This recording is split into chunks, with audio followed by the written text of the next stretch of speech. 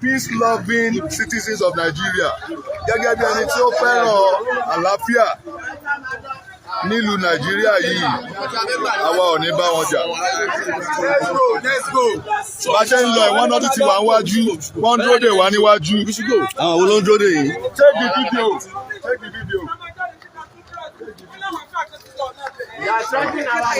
Ẹjọ́ kí ló ń ṣẹlẹ̀ lọ́wọ́lọ́wọ́ ǹjẹ́ ìṣàlàyé fún wa. Tó bá ti jẹ́ bẹ́ẹ̀ ni ká ṣáná fúnra wa lápá. Àwọn náà lọ tí wọ́n ní wọ́n lẹ̀.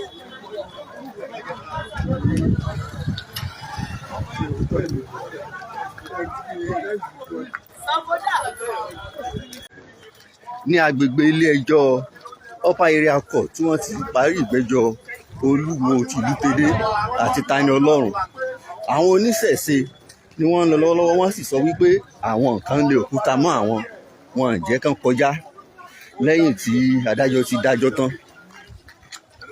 Tó bá gbé ìdákejì ní pé àwọn èèyàn ti wá ló ṣe báyìí, ó dá mi lójú gbàgbàgbà pé àwọn ọlọ́pàá máa ti ṣiṣẹ́.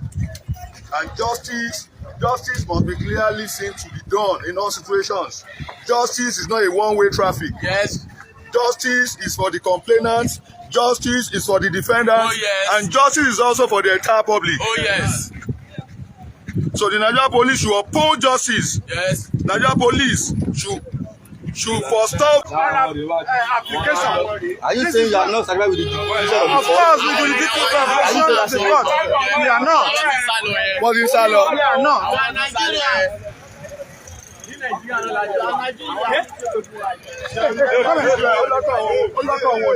Ṣé ló ṣe pé fún yàrá yàrá rẹ̀?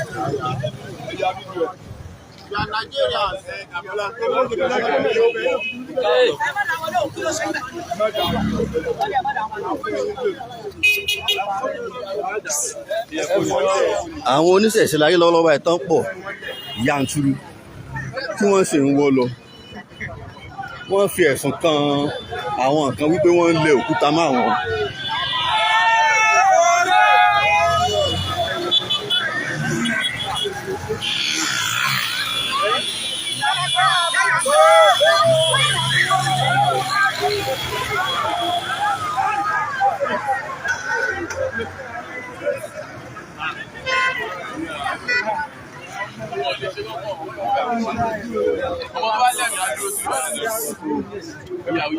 Àwọn agbófinró ti wà ní ìkàlẹ̀ báyìí láti rí wípé ohun gbogbo ń lọ ní ìrọwọ́rọsẹ̀ kó má sì ṣe sí rògbòdìyàn. Àwọn bàbá wa màmá wa tó wà ní lẹ́gbẹ̀ẹ́ mi Barrister Ọdẹ́sànyà, Barrister Kúnlé Ọdẹ́sànyà láti Èkó náà ti wá lórí kéèsì àwọn ìṣẹ̀ṣẹ̀ assembly ló rán àwọn wá ní tiwọn láti wá ran lawyer banks lọ́wọ́ kó má jẹ́ àwọn nìkan ni wọ́n ṣe kéèsì.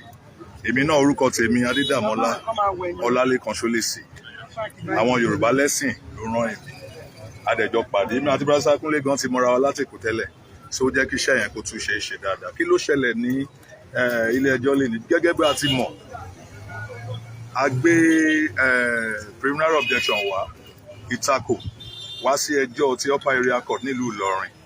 A sọ fún wọn wípé wọn lè mú ènìyàn wa Abdulaziz Adégbọlá pé kó wá jẹ́ ẹjọ́ kan náà níwájú ilé ẹjọ́ méjì, pé nítorí ìdí èyí kí wọ́n dá ẹjọ́ ti upper area court nù ká lè tẹ̀síwájú ní ti magistrate court. Ní kán fílẹ̀ kó máa lọ lé pé kó má jẹ́jọ́ mọ́. Àwa ń sọ pé ẹjọ́ yẹn kó jẹ sójú kan nítorí ẹ̀sùn náà ó jọra wọn. Ṣùgbọ́n nígbà tí a wálé ní fún ruling, fún ìdájọ́ ráńpẹ́, torí kò kí ń ṣe final judgment, it's just a ruling. Bàtà wálé ní fún ruling lórí ẹ̀. Àwọn lọ́ọ̀yà tó gbé ẹjọ́ wá, wọ́n sọ pé a lè fi ẹnu lásán gba bail, nígbà ká mú formal application ká kọ síwèé ká mú wá. Àwa dẹ̀ jẹ́ kí ilé ẹjọ́ mọ̀ wípé kódà àti ẹ̀ tí ń fi ẹnu lásán sọ lọ́gán, ilé ẹjọ́ ti kọ́kọ́ gbà wá láàyè, a ti ń fi ẹnu béèrè béèlì ẹ̀, àti béèrè béèlì ẹ̀, àti jókòó. barrister Alhaji kí lorúkọ wọn náà Adégòkè àwọn ni wọ́n represent olùgbẹ́jọ́ kejì tó ń jẹ́ olú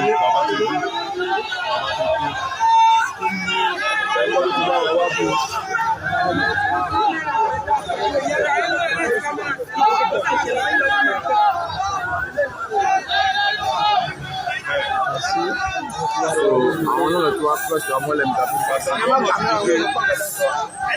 náà ti lọ́yà Babátúndé náà ti dìde wọ́n ti bèrè fún béèlì Babátúndé.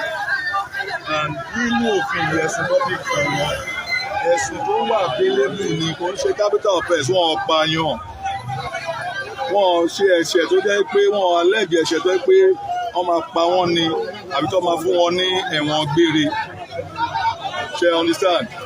So àwọn wá ń sọ sí pé káwa lọ gbé formal application àká lọ kọ sí ìwé àwa dẹ̀ ń rí láìlé judgement court of appeal nínú kéèsì tí gbogbo wa mọ̀ dáadáa ni Káṣímáwo Abíọ́lá kan náà versus Federal Republic of Nigeria nígbà tó wà ní high court ẹnu lásán oral application ni wọ́n fi gba béèlì ẹ̀ ṣùgbọ́n high court ò gbà nígbà tó wá lọ sí court of appeal court of appeal sọ pé wọ́n lè fi ẹnu lásán gba béèlì nínú ní high court níbi tá a dẹ̀ wálé ní upper area court tá a wálé ní kò ní agbára tó high court yẹn tí wọ́n ní a lè fi ẹnu lásán gbà ṣùgbọ́n lẹ́yìn gbogbo atótónu àwọn adájọ́ wọ́n sọ fún wa wípé àwọn ò lè yí ìpinnu àwọn dà wípé kí ká lọ fáìlì formal bail application ó tilẹ̀ jẹ́ kó dùn wá ó jẹ́ nǹkan tó yẹ pé tá a bá lọ sí ká lọ àpíìlì ẹ̀ ó dá a lójú pé appeal court appellate court yẹn so to say ó dá a lójú pé wọ́n máa yí nǹkan tó sọ léde dáa ṣùgbọ́n èèyàn wá sì wà ń bẹ̀ so nǹkan tá a máa ṣe ni pé a ó fi ìdájọ́ ráńpẹ́ tèmi a filẹ̀ kó wà bẹ́ẹ̀ a máa filẹ̀ kó wà bó ṣe wà a wá make sure pé a file bail application yẹn gẹ́gẹ́ bí ilé adájọ́ ti sọ àwa sọ pé a fi ọjọ́ mẹ́ta láti file bail application wa báwọn ẹni nítorí wípé wọn ò fẹ́ kí èèyàn wa kó jáde wọ́n ní ọjọ́ méje làwọn fẹ́ ṣùgbọ́n adájọ́ ò gbà wọ́n ní káwọn náà gba ọjọ́ mẹ́ta kí a lè tètè padà wá ṣe béèlì yẹn so wọ́n wá ti wá sún ẹjọ́ yẹn síwájú sí next week Wednesday September 20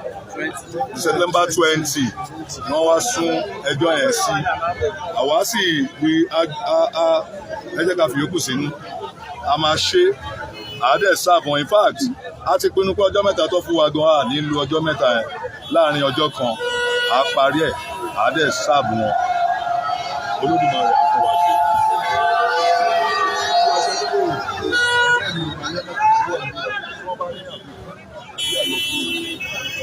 àfọ òkúta gidi ló ń lọ nínú mọ́tò yẹn òun ni àwọn èèyàn ń pariwo tó ń ṣe ṣéwù sí bí ó ṣe kọjá àwọn ọ̀dọ́ mùsùlùmí.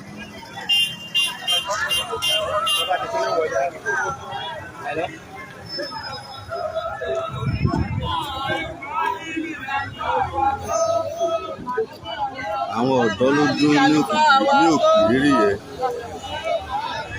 a ò mọ ìpinnu wọn ṣùgbọ́n a rí pé àwọn agbófinró wọ́n ti wà lọ́dọ̀ àwọn oníṣẹ̀ṣe láti dáàbò bò wọ́n láti rí wípé kò sí àkọlù kankan fún wọn láì sí bẹ́ẹ̀ àwọn ọ̀dọ́ ló dúró lókèèrè tí wọ́n fẹ́ yàbò wọ́n lótìtọ́ a ò mọ ìpinnu wọn àmọ́ bákan náà ò fi iná sórí òrùlé fún un.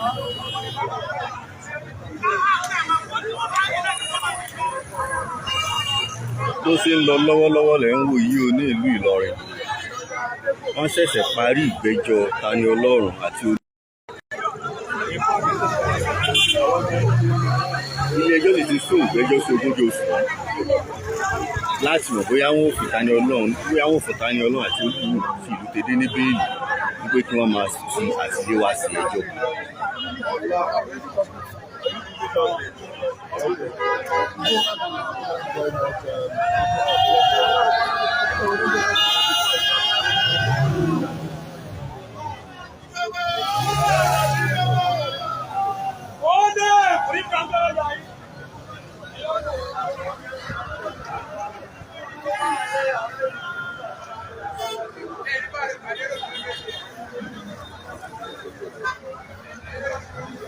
oríṣiríṣi àwọn ọ̀rọ̀ àlùfàǹsí là ń gbọ́ tí àwọn ènìyàn ń sọ sí àwọn oníṣẹ̀ṣe lórí bí agbẹjọ́rò wọn ṣe ń sọ ohun tó ṣẹlẹ̀ ní ilé ẹjọ́ fún wọn.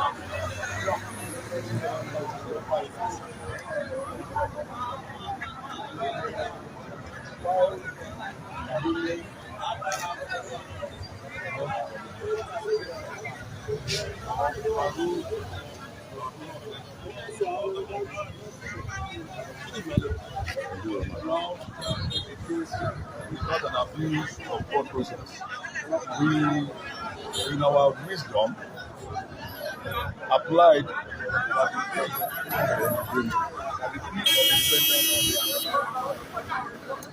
in spite of the objection of the prosecutor, the lawyers, the prosecution, ọkọ̀ àwọn agbófinró ló ń bọ̀ yẹn, ọkọ̀ àwọn ọlọ́pàá ló ń kọjá yẹn, àwọn náà sì ń ṣe gbogbo láti rí wípé àlàáfíà wà ní ìlú Ìlọrin àti ìpínlẹ̀.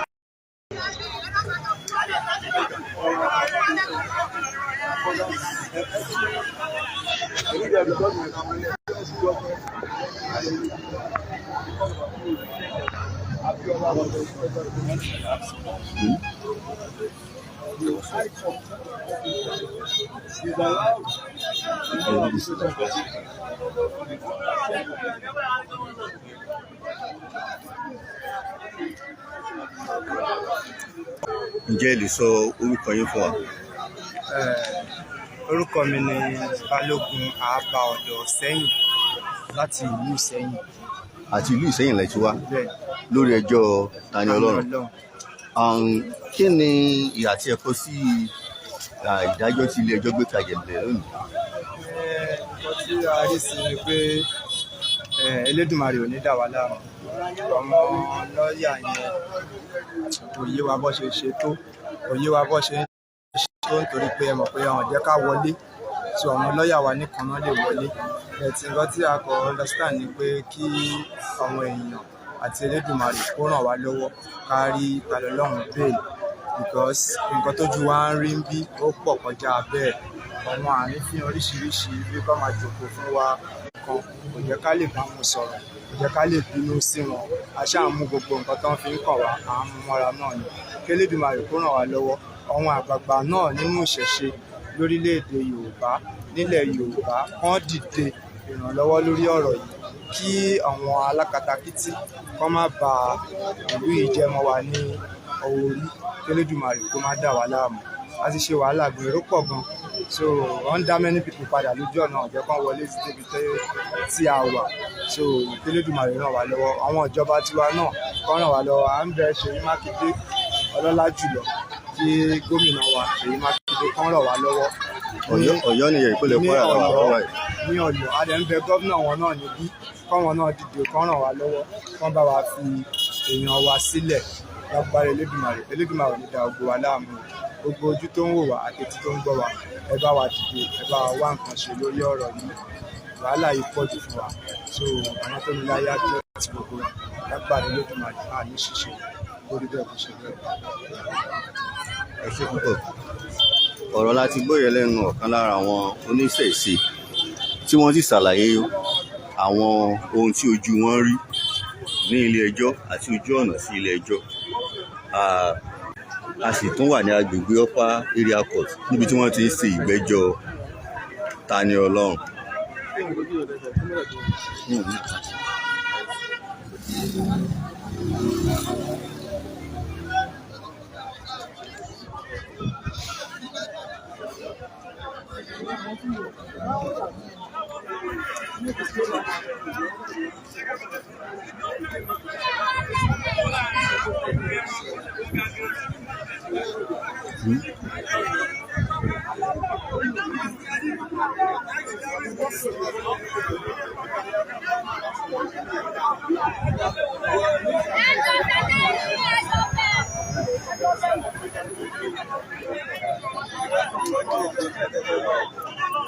Àwọn ènìyàn ni wọ́n pé sójú títì yìí, bẹ́ẹ̀ sì ni àwọn ọlọ́kadà gan wọ́n pa iṣẹ́ wọn tì, wọ́n sì dúró sójú kan, wọ́n ń wo ìran bó ṣe ń lọ.